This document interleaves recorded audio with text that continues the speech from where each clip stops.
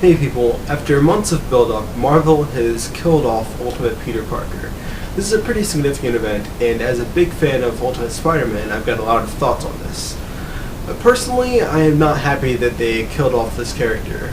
I've been following this series for 6 years, and it was really the first comic book series that I got into, so I've got a special attachment to both this series and this version of the character Peter Parker. But even aside from personal feelings towards the loss of this character, I'm not really a fan of the whole big advertised killing off of a character.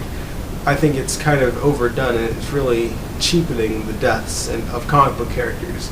They made a big deal out of killing off Captain America, and he was brought back I don't know, it was less than 2 years I think afterward.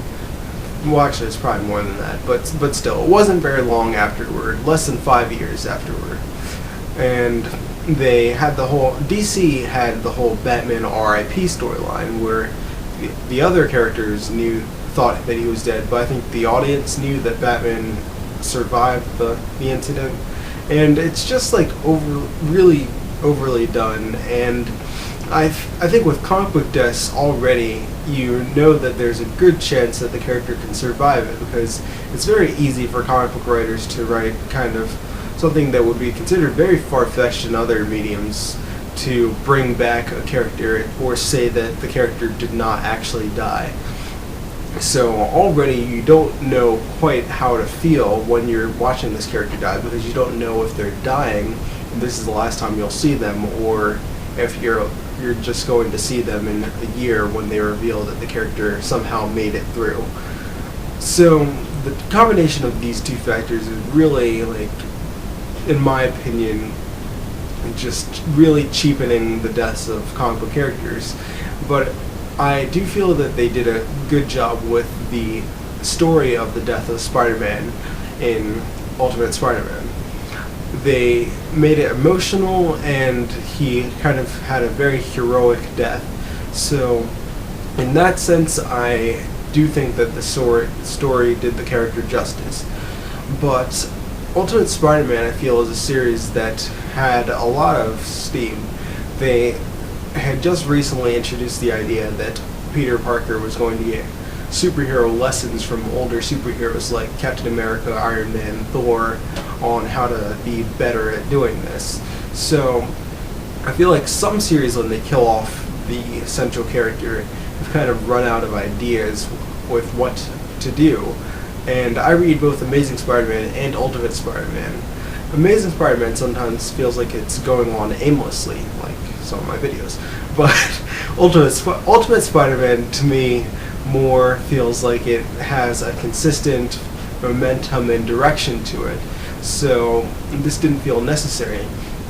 Personally, I feel like this is more of Marvel's strategy to revitalize the Ultimate Universe, or revamp it somehow.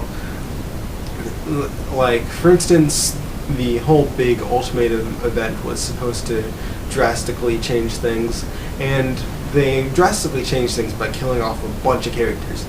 And they teased the death of Ultimate Peter Parker then, but he managed to make it through that. So at that point, I think a lot of fans felt like I did there, where it's oh, they just confirmed that they would never kill off Ultimate Peter Parker, but they have, and he's joined the ranks of major characters like Professor Xavier, Cyclops, Wolverine, Doctor Strange, and Daredevil, who are dead in the Ultimate Universe.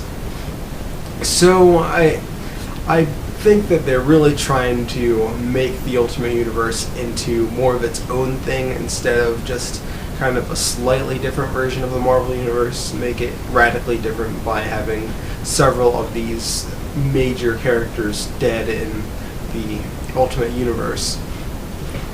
Ultimate Spider-Man is a series that's still going to go on with another character taking on the mantle of Spider-Man.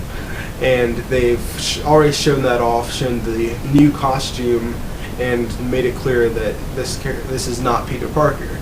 So I am kind of torn with this, because my attachment to the series is because I like this character and following his story. And as a whole, I feel like the Ultimate Universe came about because of Ultimate Spider-Man, and Ultimate Peter Parker is really the center of the Ultimate Universe. So without him, how worthwhile is Ultimate Spider-Man and even the Ultimate Universe itself? But I will continue to read Ultimate Spider-Man because Brian Bendis is writing it, and he's done a great job throughout the whole series. And I think that he's going to continue to write it well. And I feel like since they have announced everything and they are continuing, there has to be a plan there to keep the fans of this character satisfied with how they continue it. There's speculation that it will be one of his clones, either the female clone, which would be odd to have her being Spider-Man, or the clone that was Scorpion. But he was kind of deranged and crazy, so I'm not sure if he could be Spider-Man.